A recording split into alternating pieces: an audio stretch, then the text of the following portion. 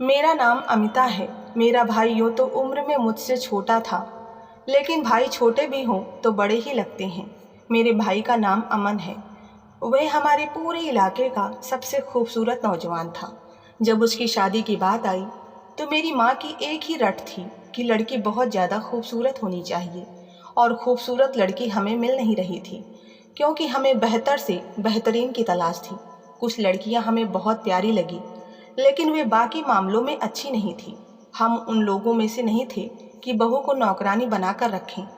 अगर लड़की मायके की लाडली होगी तो हमने भी उसे लाडली बना के ही रखना था, क्योंकि मेरा एक ही भाई था। हम लोग एक लड़की के घर रिश्ता देखने गए तो उनके घर के बाहर एक बड़ा सा लॉन था।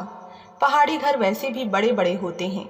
उस लॉन में एक प्यारी सी खूबसूरत सी लड़की गले में दुपट्टा डाले कंचे खेल रही थी। हमें लगा कि ये लड़की की छोटी बहन होगी। मैंने अपनी माँ से कहा कि वैसे ये बहुत ज़्यादा खूबसूरत लग रही है, पता नहीं इसकी बहन कैसी होगी। माँ ने कहा कि चलो देखते हैं। जब अंदर गए तो बैठ गए और बातचीत होने लगी तो उसकी माँ ने कहा कि मैं अपनी बेटी रूपा को बुलाती हूँ। तो वही लड़की कपड़े बदल कर अच्छे से दुपट्टा करके हाथ में ट्रे पकड़े दाखिल हुई तो हम लोग बहुत खुश हुए कि चलो ये तो वही वाली लड़की है। मैंने उसकी चुपके से तस्वीर खींच ली और अपने भाई को भेज दी। मेरा भाई घर पर बैठा था। उसने भी कह दिया कि मुझे ये लड़की पसंद आ गई है। इसलिए मैंने अपनी माँ को इशारा किया और कहा कि बात पक्की कर देते हैं। मैंने अपने भाई को लड़की की तस्वीर दिखाकर कुछ गलत नहीं किया। मैं पहले भी ऐसे ही करती थी, चुपके से तस्वीर बना लेती थी और अपने भाई को भेज देती थी। जाहिर है उसने ज़िंदगी गुजारनी है, उसकी भी तो मर्जी होनी चाहिए ना। उसका क्या ख्याल है, क्या मर्जी है, ये सबसे ज़्यादा अहम है। उसने जब हरी झंडी दिखाई तो हम लोगों ने भी बात पक्की कर दी, लेकिन जब वापस आकर बताया कि वह इस तरह की हरकतें कर रही थी और उसने शरबत पकड़ाते हुए माँ के ऊपर भी गिरा दिया और फिर बाद में हंसने भी लगी, तो मेरा भाई भी हंस दिया। उसने कहा कि अगर ऐसी है तो अच्छी बात है, घर में रौनक लगी रहेगी। अभी तो हमें ये सब ठीक ही लग रहा था, लेकिन जब भी हम उसके घर जाते थे वह कोई ना कोई मज़ा या हरकत कर ही देती थी। अब मेरी माँ थोड़ी सी परेशान होने लगी और उसने कहा कि यह लड़की मुझे बिल्कुल भी ठीक नहीं लग रही। ऐसा लग रहा है कि जैसे कोई दिमागी मरीज है। जैसे ये देखने में तो जवान है, लेकिन इसकी उम्र दिमागी तौर पर कम है। मैंने कहा कि नहीं माँ, ऐसा कुछ नहीं है, बस वो शायद है ही ऐसी। मेरे भाई ने कहा कि मुझे ज़्यादा समझदार बीवी नहीं चाहिए, बस मुझे खूबसूरत पत्नी चाहिए। समझदारी तो वक्त के साथ आ ही जाती है। पहले से ही समझदार बीवी लेकर आओ तो फिर वो शादी के कुछ साल बाद समझदार नहीं बनती है, बल्कि उसकी सारी सोच समझ सब कुछ मर जाती है। वो एक जिंदा लाश बन जाती है। हमने कहा कि यह तुम कैसी बातें कर रहे हो, हमने कौन सा तुम्हारी पत्नी पर जुल्म करना है। तो वो कहने लगा कि दीदी, जुल्म की बात नहीं है। अचानक से जिंदगी बदल जाती है, औरत पराए घर में आ जाती है, एक पराए मर्द के साथ जिंदगी गुजारती है जिसके बारे में उसने कभी सोचा भी नहीं होता। ऐसे में औरत की शादी के शुरू के 3-4 साल बड़े मुश्किल होते हैं। उसमें उसकी या तो शख्सियत बदल जाती है और या फिर वो हार मान जाती है। मैंने अपने भाई को 2 पल देखा और हैरान होकर पूछा कि तुम्हें इन सब के बारे में इतनी बारीकी से कैसे पता है। तो वो कहने लगा कि वो मैंने औरत की व्यवहार पर एक किताब पढ़ी थी, उसके अंदर ये सब कुछ लिखा हुआ था। मेरी माँ ने कहा कि चलो अच्छा है, तुमने किताब पहले ही पढ़ ली है, तुम उसको संभाल ही लोगे। मैंने कहा कि वह किताब अपने जीजा जी को भी दे दो ताकि उनकी अकल में भी इजाफा हो जाए। हम सब इस बात पर हंसने लगे। बात शादी तक पहुंच गई और शादी हो गई। वो दुल्हन बनी बैठी थी और हंस रही थी।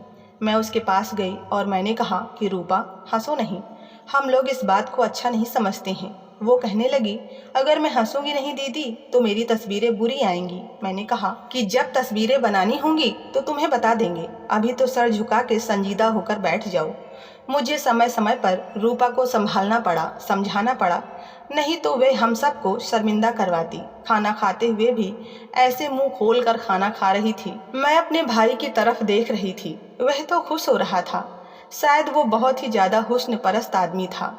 जब शादी की रात वो अपने कमरे में जाने लगा तो मेरी माँ ने और मैंने उसे वो बात बताई जो हमें रूपा की माँ ने बताई थी और कहा था कि ज़रा ख्याल रखना है।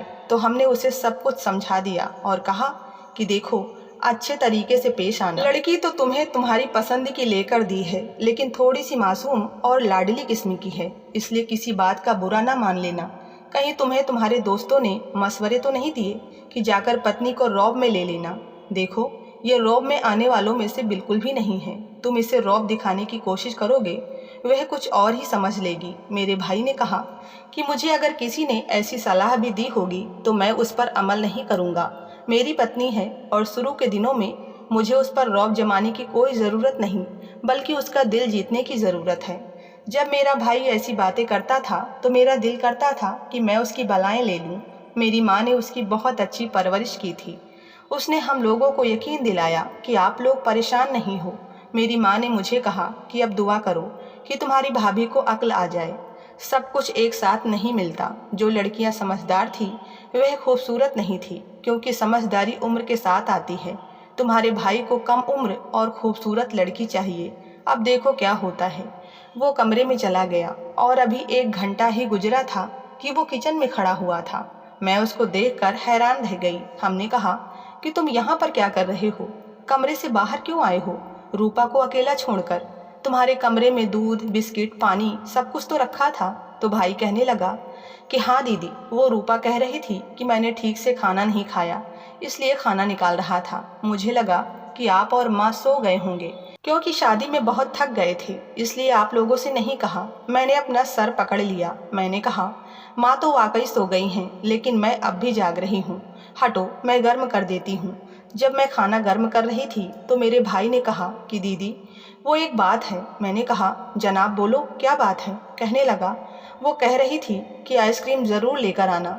मेरे भाई ने यह बात की तो मैं उसे हैरान होकर देखने लगी और हम दोनों ही हंसने लगे। मैंने कहा कि बड़ा बुरा फंस गया है। वो तो तेरी बीबी कम और बेटी ज़्यादा बन जाएगी, बहुत ख्याल रखना पड़ेगा। वह कहने लगा कि अभी तो मेरी शादी हुई है, आप अभी से उसको मेरी बेटी न बनाएं, कहीं शादी ही न टूट जाए। हम दोनों ही हंस रहे थे। मैंने खाना गर्म किया और ट्रे में सजा कर अपने भाई को दे दिया।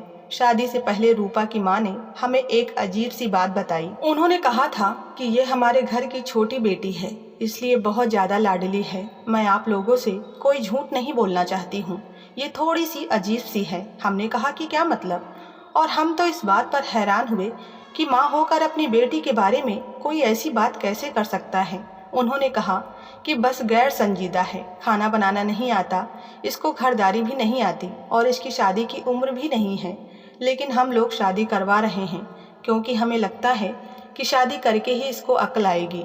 अजीब अजीब सी हरकतें करती है, उछल कूद करती है, ऐसी वैसी कोई बात नहीं है, लेकिन इसने सारे घर को तंग किया हुआ है। मेरी माँ इस बात पर हंसने लगी और उन्होंने कहा कि कोई बात नहीं, जब शादी होती है तो बड़े बड़ों की अकल ठिकाने आ जाती है। खैर, मैंने फिर से भाई को उसके कमरे में भेज दिया और मैं अपने कमरे में आ गई। अभी भी मैं अपने कमरे में बैठी थी और मैंने सुबह से अब अपना फ़ोन पकड़ा था। मेरे फ़ोन पर बहुत सारे मैसेज आए हुए थे। मेरा पति विदेश में जॉब करता है, इसलिए मैं इसी घर में रहती थी। उसके भी मैसेज थे, मुबारकबाद दे रहा था। कुछ और लोगों के भी थे, कुछ ऐसे लोग भी थे जो पैसे मांग रहे थे। लेकिन एक ऐसे नंबर से मैसेज आया हुआ था जो नंबर मेरे फ़ोन में सेव नहीं था और डीपी के ऊपर तो किसी औरत की तस्वीर बनी हुई थी। पता नहीं अब ये कौन थी। उसने 5 मिनट का वॉइस मैसेज भेजा हुआ था। पहले मैंने मैसेज किया कि आप कौन, और उसके बाद वॉइस मैसेज सुना। जब मैंने वॉइस मैसेज सुना तो मैं हैरान रह गई। जैसे जैसे मैं उसकी बात सुनती जा रही थी वैसे वैसे मैं हैरान हो रही थी। इसका मतलब कि हमारे घर पर बहुत बड़ी मुसीबत नाचने लगी थी। जो कुछ बुरा होना था वो हो चुका था। अब मैं अपने भाई के कमरे में कैसे जाती, उसको कैसे बताती कि तुम्हारे साथ बहुत बड़ा धोखा हुआ है। अगर मेरी माँ को ये बात पता चलती तो शायद मेरी माँ की तबीयत खराब हो जाती और मेरा भाई, जो बेचारा इतना खुश था, उसकी खुशियों को तो नज़र लग गई थी। सच कहते हैं, खुशियों को नज़र लग जाती है। मुझे मैसेज करने वाली औरत ने अपना नाम जानकी बताया हुआ था, अपना नाम भी, और ये भी बताया था कि वो कहाँ रहती है। उसने कुछ भी छुपाया नहीं था। उसने कहा कि काश मैं आप लोगों को ये सब कुछ पहले बता देती तो आपका भाई बच जाता, लेकिन अब बहुत देर हो गई है। सुबह होने में 2-3 घंटे ही थे। सुबह हुई तो मैं दरवाजे पर दस्तक देकर वहाँ से हट गई। मेरा भाई दरवाज़ा खोलकर बाहर आ गया। मैंने उससे कहा कि मुझे तुमसे बहुत ज़रूरी बात करनी है। उसने कहा कि क्या हो गया दीदी, आप इतनी डरी हुई क्यों हैं? मैंने उससे कहा कि देखो, यह बात माँ को नहीं बतानी, बस तुम्हें बतानी है। लेकिन अभी घर में कुछ मेहमान थे और कुछ मेहमान जो आसपास थे रात को अपने घर चले गए और सुबह सुबह फिर से आ गए थे, क्योंकि आज कुछ रस्म थी और सुबह नाश्ता भी हमारी तरफ से ही था। हमारे तकरीबन सारे रिश्तेदार ही आसपास रहते थे। उन्होंने कहा कि शादी वाले घर में सो कर क्या करना है, अपने घर में जाकर सुकून से सो जाएंगे और सुबह फिर से आ जाएंगे। वह लोग आ गए थे। मैंने भाई को वो वॉइस मैसेज सुनाया। मेरा भाई भी हैरान रह गया। हमने यह बात अपनी माँ को नहीं बताई थी। हम दोनों ही कमरे की तरफ भागे। मेरे भाई ने कहा कि अभी बात करते हैं, लेकिन सामने का मंजर देखकर हैरान रह गए, क्योंकि रूपा बेहोश पड़ी थी। उसके सर से खून बह रहा था। मैं घबरा गई। हमें लगा शायद वह जिंदा नहीं है। हमारे इलाके की रस्म थी कि लड़की को मुंह दिखाई में एक 10 किलो का तौलने वाला बट दिया जाता था और उसे यह बताया जाता था कि आज से उसकी हिफाजत करने वाला उसकी ज़िंदगी में आ गया है। मैंने कहा कि तुमने अपनी इस बेवकूफ़ और पागल बीवी को यह क्यों दिया था? शायद वो बट के साथ खेलने की कोशिश कर रही थी और गलती से उसके साथ ये हादसा हो गया। उस वॉइस मैसेज में यह था कि रूपा की उम्र 17 साल नहीं थी, जो कि उसके घर वालों ने बताई थी, बल्कि उसकी उम्र 25 साल थी। वो दुबली पतली थी, इसलिए पता नहीं चलता था। खूबसूरत थी, जवान थी, लेकिन उसका दिमाग 12 साल की लड़की वाला था। तभी तो वो इस तरह की हरकतें कर रही थी। उसके घर वालों ने उसकी शादी पहले भी की थी, तो उसने उन घर वालों को बहुत तंग किया था। अपनी सास को ही मजाक मजाक में सीढ़ियों से धक्का दे दिया था और उसकी सास ने ही मुझे ये वॉइस मैसेज किया था। उसने कहा कि इस हादसे के बाद मैं आज तक चल नहीं पाई हूँ। वो दिमागी मरीज है। एक दिन तो उसने गैस ऑन करके छोड़ दिया था और सुबह सुबह धमाका हो गया, लेकिन वो तो शुक्र है कि किसी का कोई जानी नुकसान नहीं हुआ था। हमने और भाई ने मिलकर रूपा को हॉस्पिटल पहुंचाया। तब तक इसके घर वाले भी आ गए थे। हम सब रूपा की जान सलामती की दुआ मांग रहे थे।